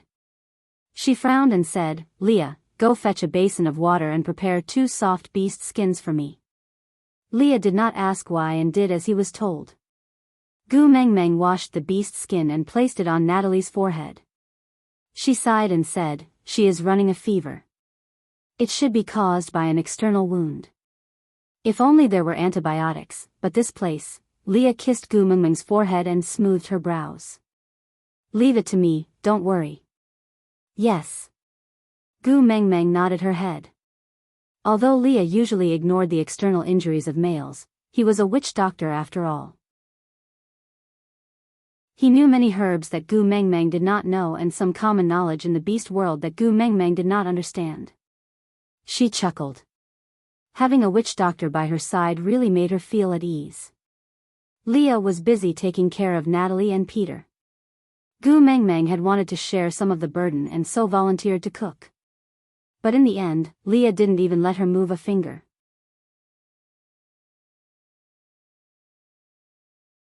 Chapter 1032. Apart from cooking, Leah spent most of his time taking care of Natalie. Peter's regenerative abilities were extremely strong and his external injuries healed within a few days. However, he still looked very haggard because the person he was worried about was still unconscious. Natalie's face was still pale but her lips had regained some color. Leah had treated her wounds very well and it was no longer inflamed. But the healing process was very slow. The dry season was gradually approaching. Elvis and Leah would not allow Gu Mengmeng to continue staying in the stray beast camp. There was no other reason, there was no water source here. They had to either return to Sauter or Saint Nazaire. They had to set off immediately to reach their destination before the water source dried up. Natalie's injuries were not suitable for long journeys and she definitely could not follow Gu Mengmeng. But Peter was no longer suitable to stay here as the king of the stray beasts. Gu Mengmeng could not stop worrying. In the end, after much coaxing and pestering, she decided to leave 3 days later. And just as Gu Mengmeng was about to leave, Natalie woke up. Heaving a sigh of relief, Gu Mengmeng felt as though a huge weight had been lifted off her shoulders. It seemed that ever since she snatched Qixian back from Cole's hands, everything had been progressing in the right direction. Peter carefully pulled Natalie into his arms. It was the first time in so many days that anyone could hear him breathing. "Leah, prepare something easy to digest. Let's have lunch before we set off." Leah chuckled. From the moment he saw Natalie wake up, he had already guessed that their departure time would be delayed. But luckily, they would only set off after lunch. He had initially thought that Gu Mengmeng would request to stay until tomorrow. That she was willing to leave in the afternoon was already better than he had expected. Leah prepared the food very quickly. When the piping hot sweet potato paste was served, Peter automatically transformed into a leather chair and propped himself up behind Natalie. He allowed her to lean against his chest with all her strength, not allowing her to exert even the slightest bit of strength. Taking the stone bowl and spoon from Lee's hands, Peter fed Natalie with his back to Leah. But Gu Mengmeng interfered and brushed aside the food Peter was about to send into Natalie's mouth. She looked up at Peter's displeased gaze without the slightest hint of fear and just chuckled. "You are not in a position to look at me like that now." Peter frowned but did not retort. Instead, he said, "Thank you for saving Natalie. I will definitely repay this favor." Gu Mengmeng shook her head and lifted a corner of the beast skin covering Natalie's body with one slender hand. A lifelike black wolf on her chest appeared before her eyes. Gu Mengmeng pointed at the black wolf's face and said, "I'm talking about this matter." Natalie looked at Gu Mengmeng. Peter was stunned and could not react for a long while. Natalie has the mark of a black wolf. Had he been so focused on Natalie's face that he hadn't noticed the mark on her body? Or did he realize it, but he didn't have enough brain cells to think about it? He was only thinking about whether she was still alive, so he ignored the changes in her body and himself? Peter stared at Natalie's heart in disbelief for a long time. There was his mark there. He could not be mistaken. That black wolf was him. It was actually on her chest. Digression. Chapter 1033. The stone bowl in his hand fell to the ground with a clattering sound, causing Peter's heart to tremble. The king of the stray beasts, who had been wandering around the borders of hell, with only one hand clutching tightly onto the dead tree outside of hell, was actually crying. The bloodshot veins in his widened eyes had yet to recede, but the soybean-sized teardrops continued to fall, one by one. Natalie was still weak, but she had a gratified smile on her face. She moved her head slightly and glanced sideways at Peter. "Silly boy, isn't this a good thing? Why are you crying?" I'm not crying." Peter hurriedly wiped away his tears, then kissed Natalie deeply. After a long while, he said in a trembling voice, "The thing that I didn't even dare to dream of has actually come true. I am your partner now. I can stay by your side to take care of you and the children. Yeah, you are my partner, my only partner, my most beloved partner, the partner who will always be by my side." Natalie gently caressed the side of Peter's face, her smile exceptionally gentle. "But, how can it be?" Peter was extremely confused. He had never heard of stray beasts being able to mate again in the beast world. Natalie and Gu Mengmeng exchanged a smile, a tacit understanding between females. For some reason, Peter couldn't control the corners of his lips. As long as Natalie smiled, he wanted to smile along with her. Even if he didn't know why she was smiling, as long as she was smiling, it was something worthy of his happiness. "Tell me, huh?" Peter gently hooked Natalie's chin, coaxing her gently. Natalie looked at Gu Mengmeng and Gu Mengmeng nodded.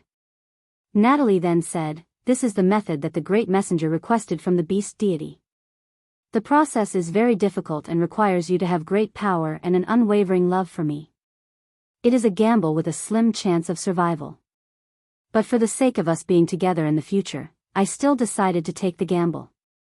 I'm sorry for pushing you into such a painful situation, and letting you suffer like that." Peter held Natalie's hand. "No, you did the right thing.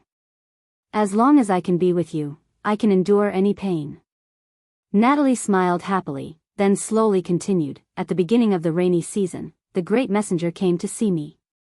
She asked me if I was willing to mate with you again and give the children a healthy family. After all, if you don't get rid of your stray beast identity, our children will be stray beasts too. For the sake of the child, for the sake of you and me." Peter tightened his grip on Natalie's hand and brought it to his lips to kiss it in support. Natalie's smile was filled with relief as she said, "To reverse the mating contract, you have to burn all the filthy blood of the stray beasts in your body and reconstruct all your flesh and bones. It was a very painful process. If one was not strong enough, they would not be able to endure it. However, even if you were a peak level 5 orc, your chances of success were only 30%. Because in order to cleanse the impurities in your blood, only my blood can be used. During the reconstruction process, you will fall into madness because of the pain, and you will have the most primitive desire for my blood. So, if you love me less, you will not be able to control yourself and directly bite my neck to suck my blood."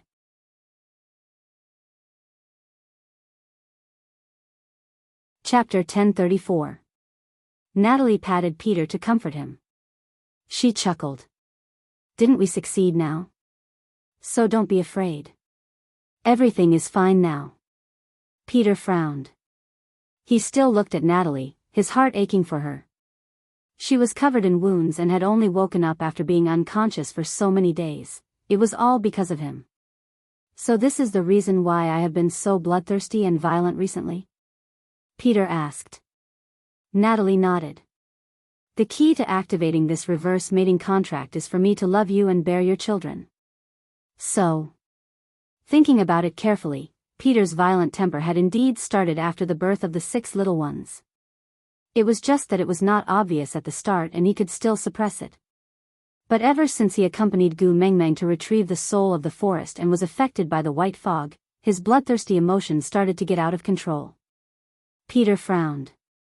He looked at Gu Mengmeng. So when I begged you to take Natalie away, you asked me to ask her? Gu Mengmeng nodded. Yeah, it was expected that you would beg me like this. Because Leah had told me before that the reason why he wanted Elvis and I to mate first was because he needed someone who was capable and absolutely trustworthy. Someone who could protect me and bring me away if he lost control. Elvis also said something similar. I think all males have the same thought process. So I taught Natalie how to deal with it beforehand. Huh, television dramas do not lie to me. Natalie also smiled. That's right. I used the 7-word mantra that the great messenger taught me to tame you. The 7-word mantra? Peter was confused. Elvis and Leah exchanged glances before looking at Gu Mengmeng. Natalie then looked at Gu Mengmeng. Great messenger, can I say it? Gu Mengmeng felt a little awkward. She tugged at Natalie's hand. You are Elvis's mother beast, which means you are my elder. You addressing me as great messenger makes me feel a little awkward. Why don't you call me Mengmeng like Elvis? No way. Elvis did not wait for Natalie to speak before rejecting her firmly. Mengmeng is my exclusive title. If you want to snatch it, you have to defeat me first. Peter tilted his head to look at Natalie gently. Do you like this title? I'll help you snatch it back. Gu Mengmeng face-bombed. The beast world was indeed full of weirdos. What was there to fight over? He waved his hand and said, how about you call me Little Gu? Natalie kept sneaking glances at Elvis's face. Seeing that he did not object, she smiled softly and said, all right, let's call him Xiao Gu.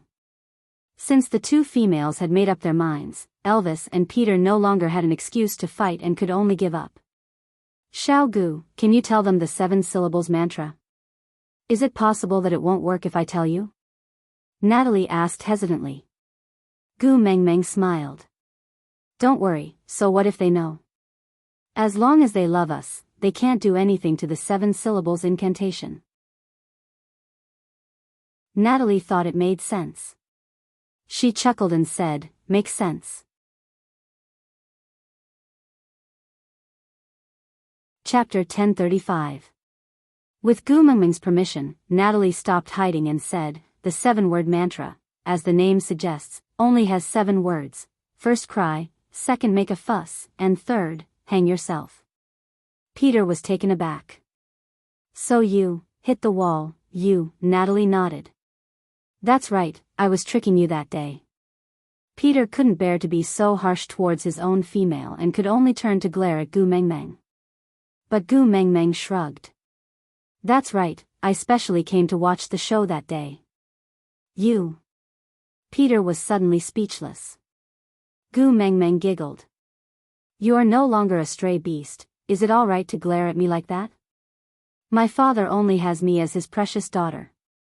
He doesn't even bear to scold me or glare at me. Aren't you afraid that if he gets angry, Gu Mengmeng didn't elaborate further but just glanced at Natalie. Peter instantly admitted defeat.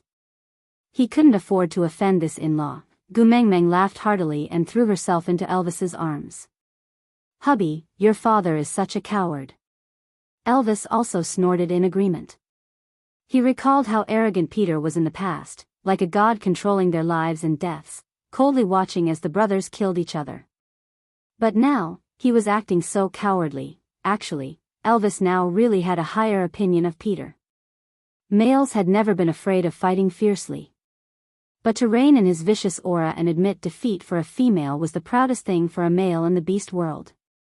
Outside, he was an untamed wolf, but in front of his own female, he could only be a cowardly husky. Peter was like that, and so was Elvis. For his own female, they could risk their lives and be shameless. But understanding was one thing, but it didn't stop him from laughing along with Gu Mengmeng. After laughing enough, Gu Mengmeng straightened her back. Peter is no longer a stray beast. Even a 5th-level orc might not be suitable to stay here. Moreover, it would not be good for the wolf cubs to be educated. But Natalie's health is not suitable for long journeys. Why don't you go to Zacharias? Qixian and Kanwu are there, so you can take care of each other. Natalie nodded in agreement, and the case was settled. After lunch, the group split up. Natalie and Peter brought the 6 little buns to Zacharias, while Gu Mengmeng, Elvis and Leah brought Huda and Jiayu back to Sauter. Actually, this place was closer to St. Nazaire, but Gu Mengmeng was concerned about the little cub in Sandy's tummy. After all, it was her first child and Gu Mengmeng still hoped that she could rush back in time to accompany her. Sandy is so timid. If she is here, she will feel more at ease. Moreover, Gu Mengmeng had already promised her. She did not wish to lose her trust in her only best friend. After walking for 3.5 days, when Gu Mengmeng once again stood at the entrance of Sauter, Oakley was still there with a group of elders to welcome her.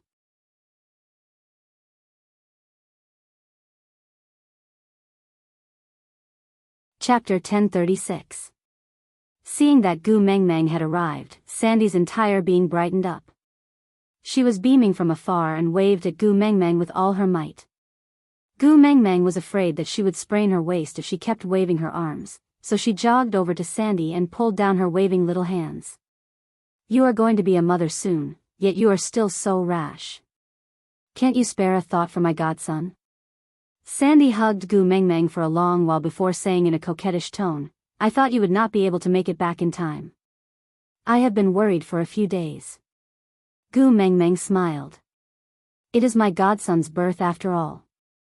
How can I not come back for such a big event? Bode had been standing beside Sandy the whole time.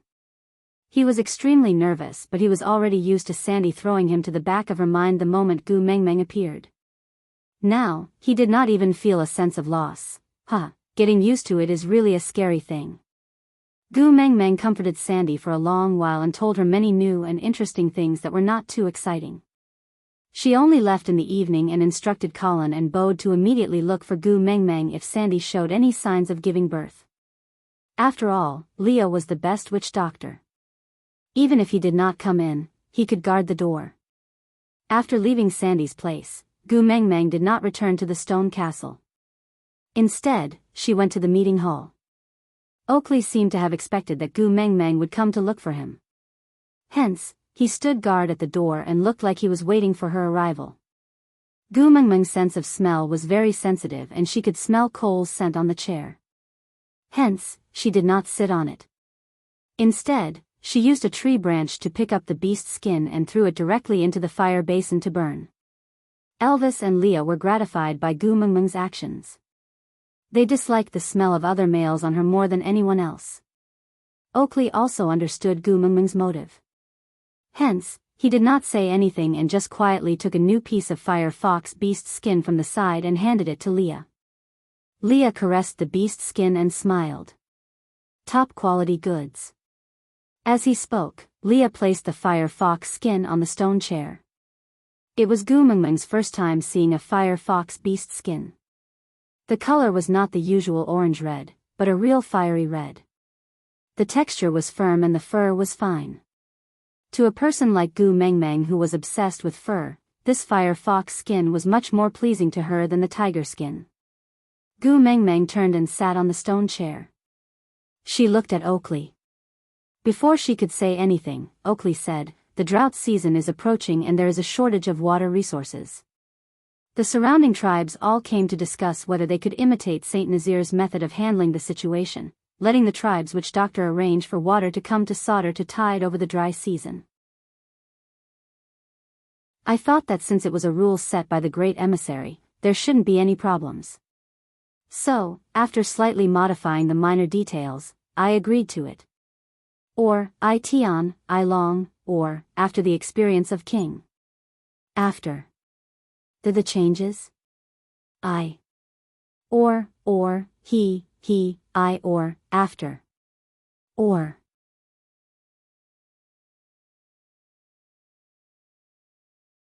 Chapter 1037. An important friend, the smile on Oakley's face did not change at all. It was just faint, but it revealed a sense of alienation.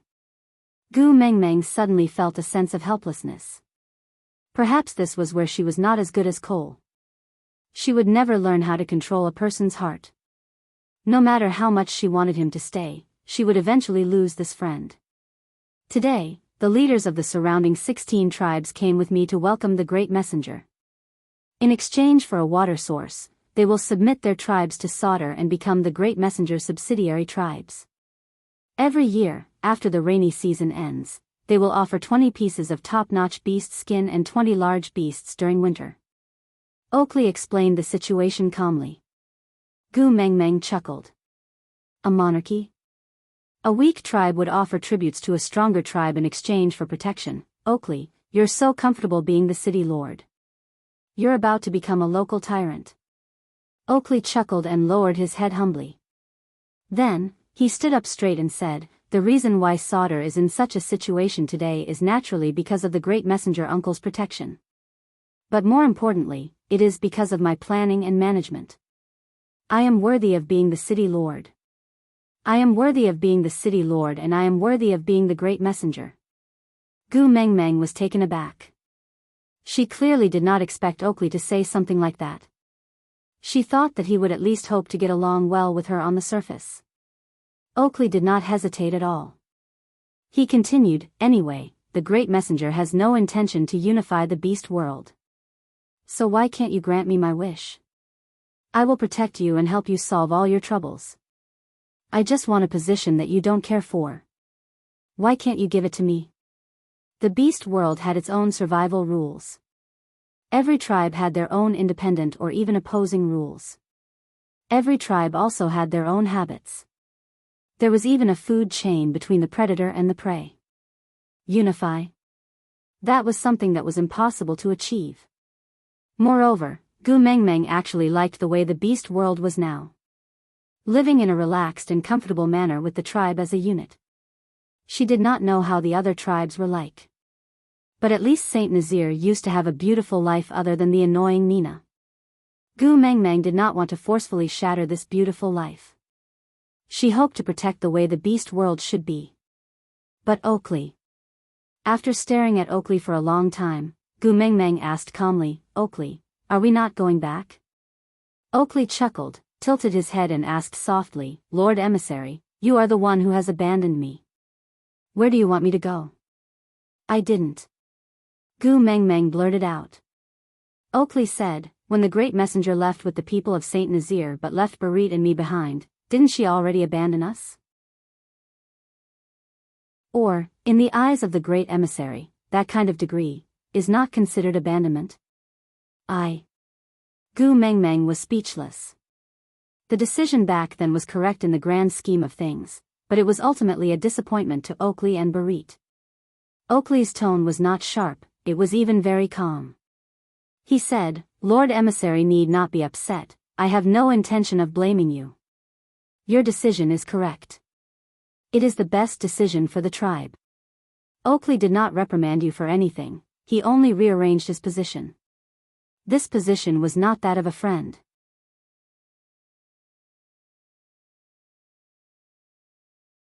Chapter 1038. Oakley lowered his head and said, we'll talk about it when the time comes. Gu Mengmeng did not force him, she just stood up and walked out. When she passed by Oakley, she stopped in her tracks and kept silent for a moment before saying, I only hope that you don't do anything that you will regret. Oakley didn't reply and Elvis carried Gu Mengmeng away. Time passed quickly and on the 5th day, Colin rushed into the stone castle, saying that Sandy had a stomachache and was about to give birth. Gu Mengmeng let Elvis carry her over without a second word. When they reached the outside of the stone house, they heard Sandy screaming her name at the top of her lungs, Gu Mengmeng, Gu Mengmeng, is she here? Gu Mengmeng didn't care about anything else and directly pushed the door open.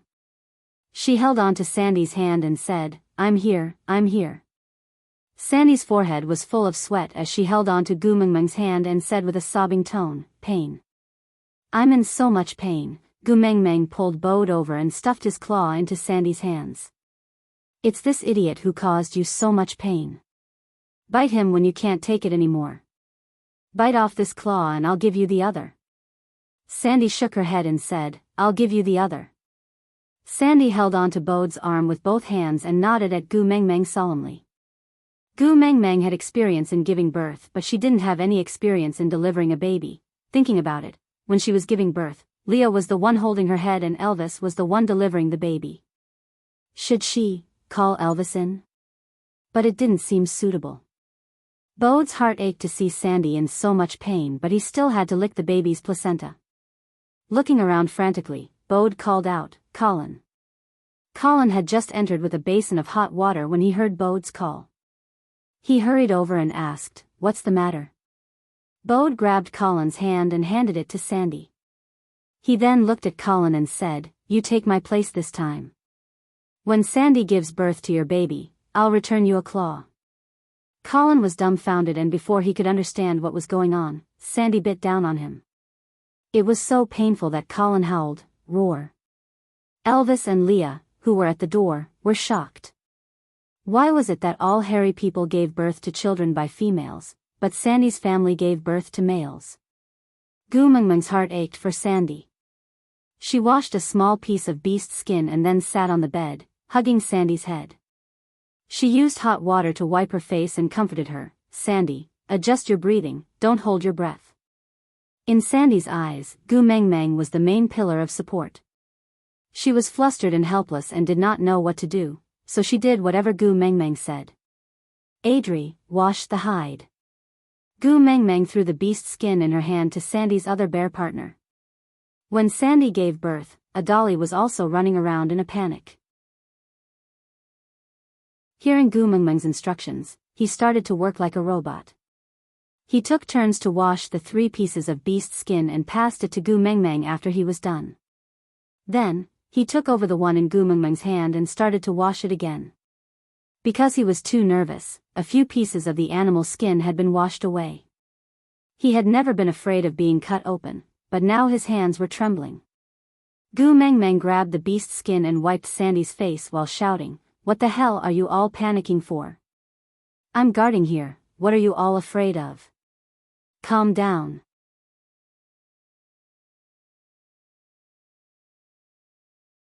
Chapter 1039.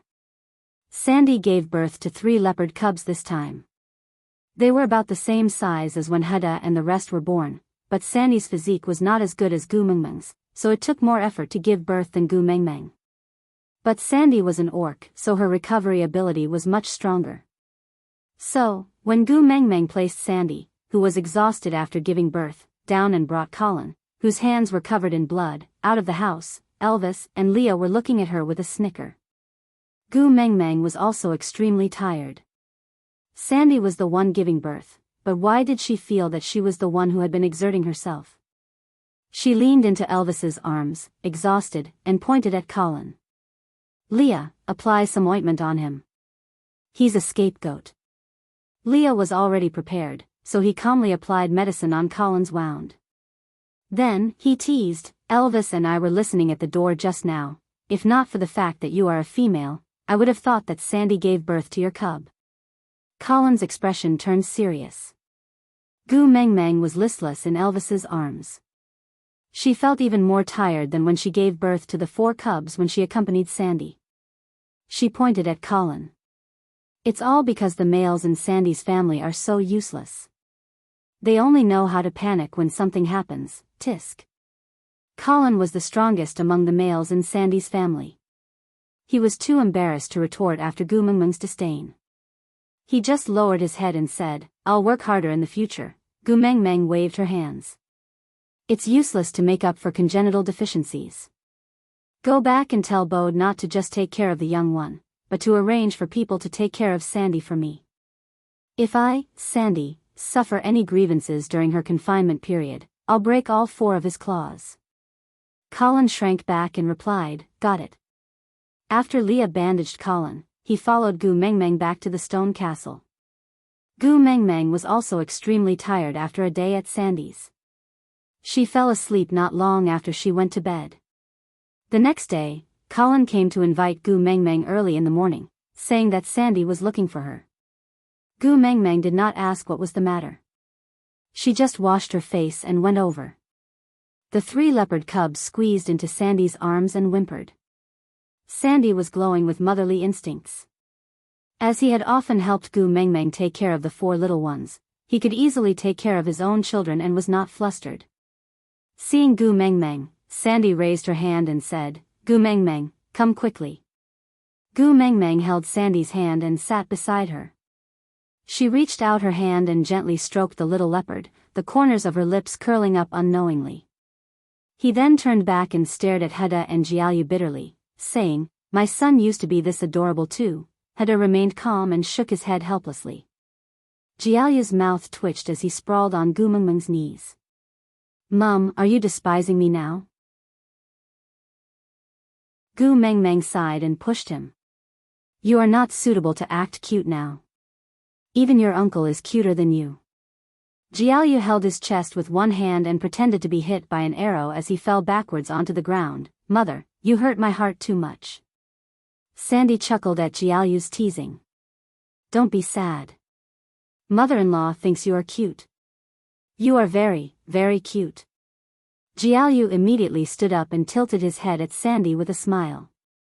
"I knew mother-in-law treats me the best." Gu Mengmeng smiled and did not say a word.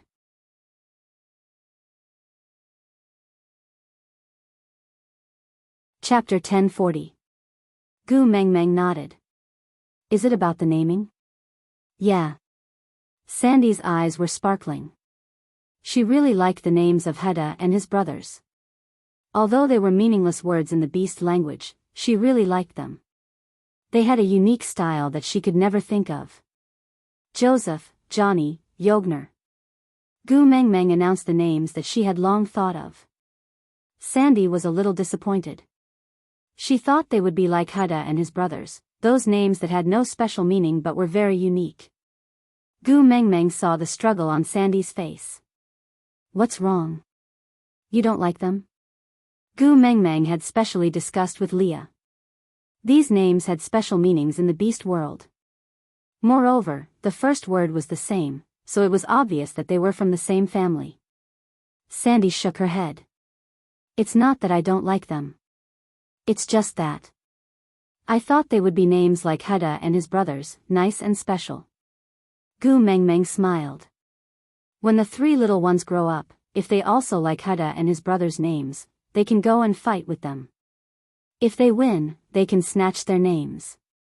Sandy patted the 3 little ones' heads and said, "Did you hear that? Your godmother taught you to be a brave child. You have to fight for what you like." Pfft, Gu Mengmeng burst out laughing. Sandy was no longer just her best friend, right? She was at the level of a brainless fan. No matter what she did, Sandy could always come up with a good reason. Actually, Gu Mengmeng was just saying it casually to tease the children, Joseph, Johann, Jogner. Sandy repeated the 3 names with a smile. Her eyes were filled with gentleness. Gu Mengmeng nodded. "Yeah, Leah said it means happiness, bravery and wisdom." Sandy nodded in agreement. She then tugged at Gu Mengmeng's hand. "Thank you. Is there a need for thanks between us?" Gu Mengmeng held Sandy's hand in return and said, "Rest well and recuperate your body. We will return to Saint Nazaire after the dry season ends." Sandy nodded. She lay back on the bed. She was still too weak after giving birth. Just sitting for a while was already very tiring. Gu Mengmeng played with the little leopard for a while more before returning to her stone castle. The dry season did not affect Sauter much. Although there was only one well, and even if they kept drawing water every day, the supply was still limited. But Gu Mengmeng's status was special, so naturally, she would not be deprived of water. And because Sandy had a different relationship with Gu Mengmeng, Oakley took extra care of her. Every day after Leah fetched water for Gu Mengmeng, Colin would fetch water for Sandy, followed by the other females in the tribe. The pregnant female would be the third to fetch water, followed by the females that had given birth to males, according to the number of cubs they had, followed by the normal females according to their family's power. After all the females in the tribe had taken their water, it was the turn of the other tribes allied with Sauter to take their turn. Oakley had arranged everything neatly. Gu Mengmeng leaned against the window, her gaze a little dazed. Leah stood outside the window and brought a small cup of water to Gu Mengmeng's mouth. Gu Mengmeng drank a mouthful and said, "Don't you think this dry season is too peaceful?" Leah chuckled. "Isn't peace good?"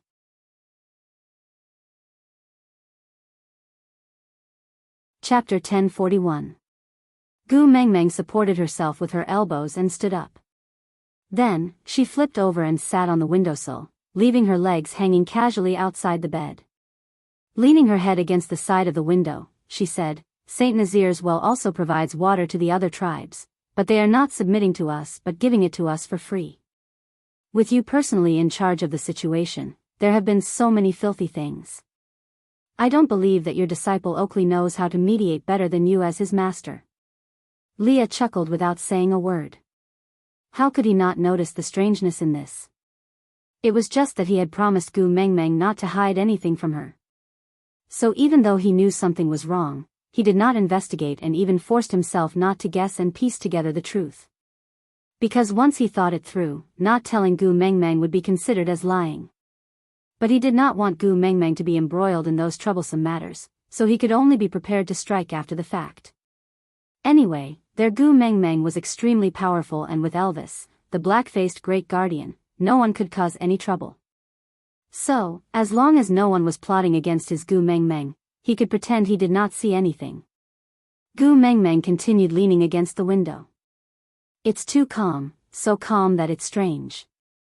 I keep feeling that a storm is brewing."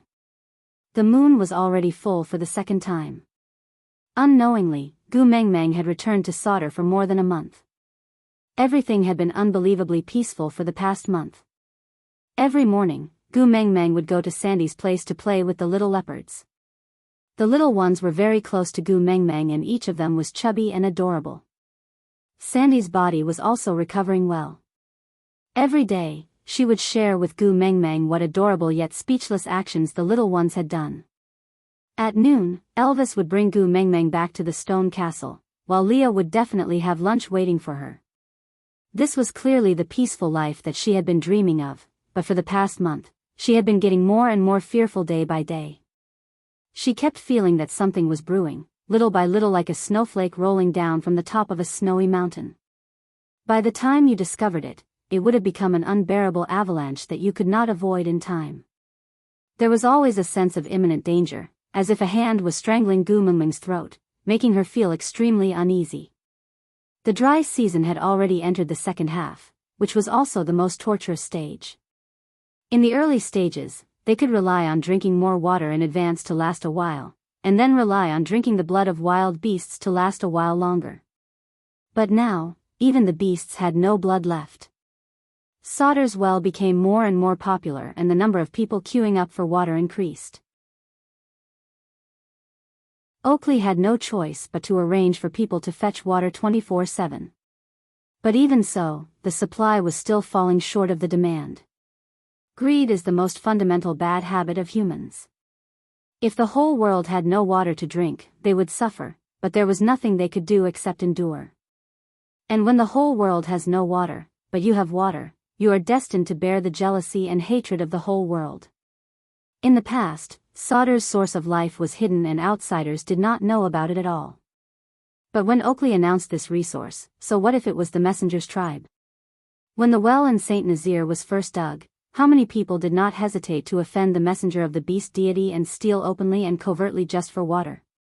In the end, Gu Mengmeng had to open up the water source so that everyone could queue up for water. Although the queue was longer, it was not a big problem as it was relatively fair.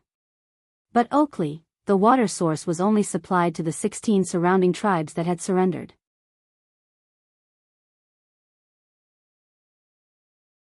Chapter 1042. Finally, on a hot and stuffy night, Gu Mengmeng was woken up by the noises of fighting. When she opened her eyes, she realized that Elvis was already in a battle-ready state. Leah was guarding the entrance of the stone castle, with Huda and Jiaoyu beside him. Elvis stood a step in front of Gu Mengmeng, carefully guarding against all movements in the surroundings. "What's going on?" Gu Mengmeng lowered her voice to an extremely low level. Everything here gave off a feeling that made one tremble with fear, and one could not help but feel oppressed. Elvis turned around and smiled at Gu Mengmeng. It's nothing, you can sleep. Gu Mengmeng sat up, not knowing whether to laugh or cry at Elvis's words. This atmosphere is like a graveyard, who can still sleep? What's going on? Elvis carried Gu Mengmeng into his arms. There should be enemies invading, but it's very strange, Gu Mengmeng frowned. Invading? Stray beasts? Elvis shook his head. I'm not sure yet. Gu Mengmeng took a deep breath. Let's go to Sandy's place. Elvis did not say much and just followed her instructions. Gu Mengmeng was already standing at the peak of the beast world. No enemy could possibly hurt her. But if they made use of the people she cared about, it would be a different story. Leah was right about one thing. It was better to protect one's weak spot behind one's back. When Elvis carried Gu Mengmeng out, Leah brought Huda and Jiaoyu along with him. And when they reached Sandy's house, Gu Mengmeng's heart froze. Sandy hugged Lu Xiao in her arms and curled up in a corner. Beside her was Bode, who was covered in blood and holding on to his last breath, protecting her and the children. The other partners had already been beaten back to their original forms. They were piled up at the entrance, covered in blood. And above these corpses sat a person, Cole. Without a word, Gu Mengmeng rushed to Sandy's side to protect her. Then, she glared at Cole with her guard up. Leah. Leah understood and brought Huda and Jiaoyu to Sandy's side. Then, he said, you too, protect your mother-in-law and brothers well. Huda nodded and did not speak. Jiaoyu narrowed his eyes and glanced at Cole, who was like a god of death, but did not say a word. It wasn't that he didn't understand, but with his and Huda's current status, if they insisted on standing out, they would only be burdens. What Leah wanted them to do was to stay with Sandy and not run around so that they could concentrate on protecting her if a fight broke out. Jiaoyu was a child that Leah had personally taught, so Leah was very assured of him. Although he would usually say something that would drive people crazy, he was still very reliable when it came to critical moments. Hence, he didn't waste any more time explaining. He just crouched down and started to treat Bode's injuries. Gu Mengmeng surveyed her surroundings. There was no one else but Cole. Only then did she relax a little. Taking 2 steps forward, Gu Mengmeng laughed out of anger. She looked up at Cole and said, you should know that my family and friends are all my weaknesses. If you control them well, you can threaten me and make it difficult for me to take a single step. But if you really hurt them, I will go crazy, so crazy that you will die without a burial.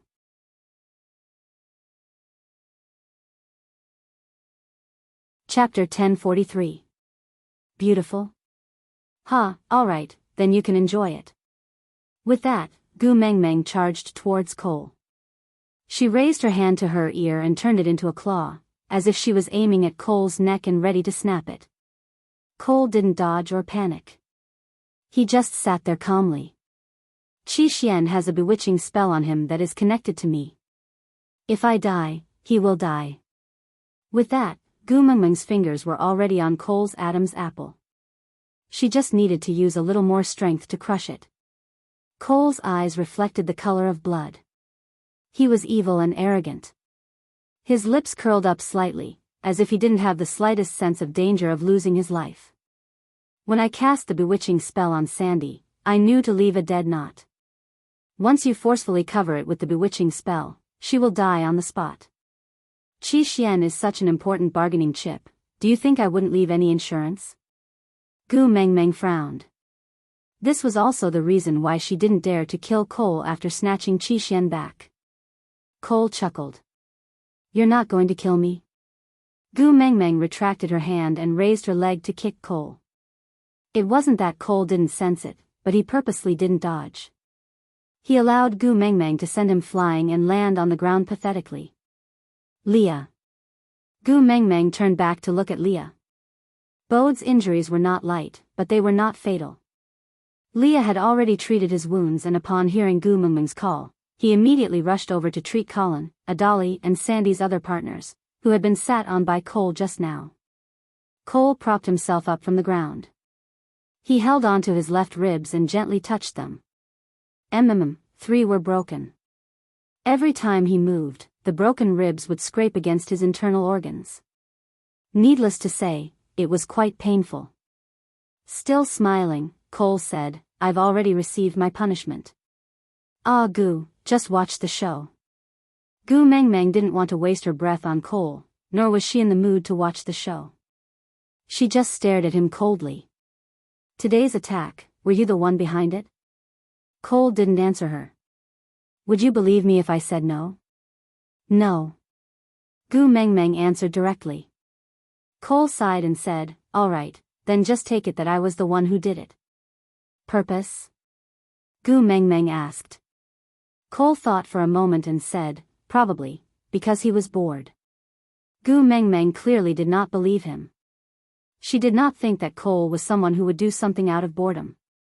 Every time, he would weave a web of seemingly unrelated things step by step, almost wrapping her up to the point where she was unable to resist.